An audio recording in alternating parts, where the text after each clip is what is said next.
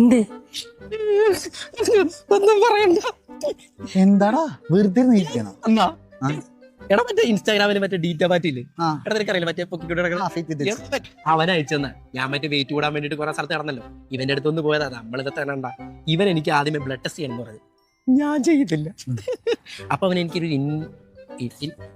Investigation അങ്ങനെ ഒരു സാധനം എനിക്ക് അയച്ചത്.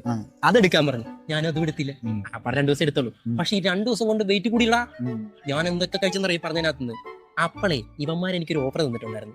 ഇത് കഴിച്ചിട്ട് മാറ്റമൊന്നും വന്നില്ലെങ്കിൽ അവന്മാര് പൈസ തരുന്നത്. ഇനി ഇത് വെച്ച് ഞാൻ അവന്മാരെ പൈസ മേടിക്കും. അത് മാത്രമല്ല ഒരു വീഡിയോ കൂടെ ഇറക്കും. റീച്ച്. എടാ ഒരു ഡയറ്റ് എടുക്കുമ്പോൾ കറക്റ്റ് 1 മന്ത് എടുത്തിട്ടാണ് അതിന് റിസൾട്ട് ഉണ്ടോ ഇല്ലയോ എന്നുള്ളത് തീരുമാനിക്കേണ്ടത്.